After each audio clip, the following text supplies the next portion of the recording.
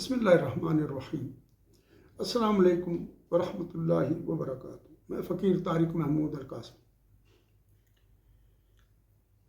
آج کل ایک ڈیٹیل کبھی تفصیل سے ویڈیوز پر بناؤں گا انشاءاللہ، لیکن لوگوں نے بڑے دھوم دھام کے ساتھ اللہ کی ذات کا انکار شروع کیا ہوا ہے، اور وہ اس کے اندر بڑے عجیب و غریب دلائل لے کر آ رہے ہیں۔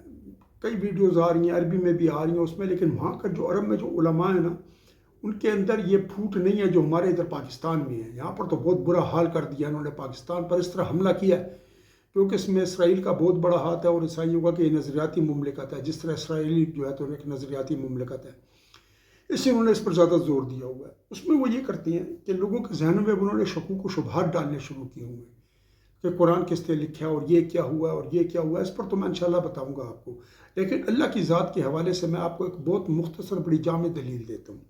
یاد رکھیں کہ سب سے پہلے معانی جو ہے نا ان کا وجود ہوتا ہے، اس کے بعد الفاظ جو ہے وہ ان معانی کے لیے بنائے جاتے ہیں۔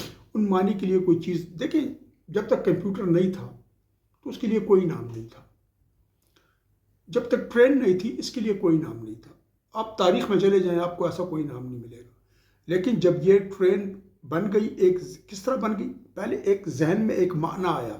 وہ معنی کیا تھا؟ وہ اس تصور تھا کس چیز کا؟ اس ٹرین کا۔ وہ تصور تھا کمپیوٹر کا۔ وہ تصور تھا کسی ایسی، مثلا آپ نے کوئی نیا لباس ایجاد کیا، وہ تصور ہو گیا۔ اس کا جو لباس آپ تیار کر رہے ہیں وہ ایک معنی ہے جو آپ کے ذہن میں جو اس کا تصور ہے۔ پھر اس کے لیے کہ اس کو کیا نام رکھیں؟ جس طرح ایک پلنگ آپ نے بنا لیا، جس طرح سائڈ ٹیبل آپ نے بنا لی، ایک صوفہ بنا لیا، کرسی بنا لی۔ چلے کرسی تو بہت پہلے بھی موجود تھی، لیکن یہ وہ چیزیں جو دور جدید کی جو ہے نا تو چیزیں ہیں، ٹھیک ہے؟ تو جب آپ نے اس کے کو بنا لیا تو اس کے لیے ایک نام تجویز کرنا پڑ گیا آپ کو۔ تو جب وہ معنی آپ کے ذہن میں آیا، اس معنی کے لیے آپ نے ایک لفظ چنا۔ تو مطلب یہ پہلے معنی ہوتا ہے، ایک مفہوم ذہن میں آتا ہے، اس کو ادا کرنے کے لیے آپ ایک لفظ بناتے ہیں اور پھر اس چیز کو ادا کرتے ہیں۔ کمپیوٹر کیا چیز ہے؟ کمپیوٹر یہ ہے جی۔ سائڈ ٹیبل کسے کہتے ہیں؟ سائڈ ٹیبل اس کو کہتے ہیں۔ میز کس کو کہتے ہیں؟ میز اس کو کہتے ہیں۔ اس کے لیے آپ نے نام رکھا۔ چارپائی، اور اس کے اوپر جو ہے تو ایک فریم لگا ہوتا ہے، اس کے اوپر جو ہے تو آپ بان سے بن لیتے ہیں، اس کو چارپائی کہتے ہیں۔ اس طرح پلنگ اسی طریقے سے فریم ہوتا ہے، اس طرح ٹیبل 4 وہ ہوتی ہیں، کرسی کے 4 وہ ہوتی ہیں۔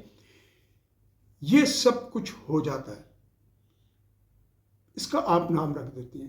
اس طرح جب ہم کہتے ہیں اللہ، تو اس اللہ کا اس سے پہلے معنی ہمارے ذہن میں آیا تھا، ایسی ذات جو سب سے زیادہ طاقتور ہو اور اس نے ہمیں پیدا کیا ہے۔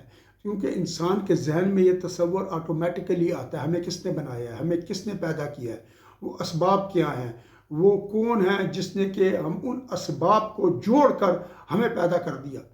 ایک مسبب ہے نا، ایک اسباب ہے، مسبب الاسباب وہ جو اسباب کو پیدا کرتا ہے اور ان کو جوڑ کر ایک چیز کی تخلیق کر دیتا ہے۔ تو جب پہلے معنی آ گیا تو وہ معنی کیا تھا کہ کون ہے جس نے ہمیں پیدا کیا؟ وہ پھر انسان کے اندر ایک صفت، اللہ نے ایک فطرت رکھی ہے کہ وہ ایک طاقتور ہستی کی عبادت کرنا چاہتا ہے، ٹھیک ہے جی؟ کیونکہ آدم علیہ السلام پہلے تھے نا جو آئے دنیا میں، تو یہ فطرت ساتھ لے کر آئے۔ تو پہلے معنی تھا، پھر یہ لفظ آیا۔ کیا لفظ آیا؟ اللہ۔ اللہ کا نام آیا اللہ کے ساتھ۔ جب یہ نام آیا تو ہمیں پتہ لگ گیا کہ جو معنی تھا وہ اس بھی پر دلالت کرتا ہے کہ کوئی ہستی موجود تھی جس کے لیے یہ معنی موجود تھا، اور یہ نام ہم نے اس کو پھر دیا۔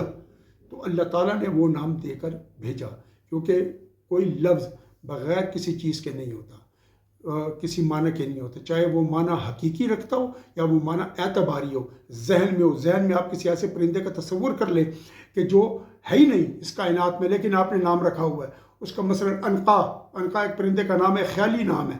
وہ کیا کرتا ہے؟ وہ پرندہ جب انڈے دیتا ہے، بچے نکلتے ہیں تو وہ پرندہ جل کے مر جاتا ہے، پھر وہ بچہ جو انڈے سے نکلا ہوتا ہے وہ بڑا ہوتا ہے، پھر اس کا بھی یہی سسٹم ہوتا ہے۔ تو عنقا اس کو کہتے ہیں۔ تو ایک فرضی چیز بھی ہو، اس کا بھی آپ ایک نام رکھ دیں، لیکن اس سے پہلے ایک فرضی معنی ضرور ہوگا۔ جس طرح عنقا ایک پرندہ ہے، آپ اب کسی اور پرندے کا نام لے لیں کہ وہ پہلے دوڑتا ہے پھر جہاز کی طرح اڑ جاتا ہے، اور وہ اڑتے ہوئے جو ہے تو وہ روتا رہتا ہے اور اس کے آنسو زمین پر ایک گیند کی طرح گرتے ہیں۔ یہ بھی ایک تصور ہو سکتا ہے اس میں۔ جب یہ تصور ہو گیا تو پھر کیا ہو گیا؟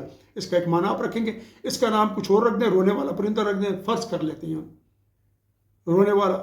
کرائنگ برڈ رکھ لیں، نام ہو گیا نا، لیکن اس سے پہلے ایک معنی آیا تھا۔ امید کرتا ہوں آپ یہ سمجھ گئے ہوں گے۔ والسلام وآخر دعوانا ان الحمد للہ رب العالمین۔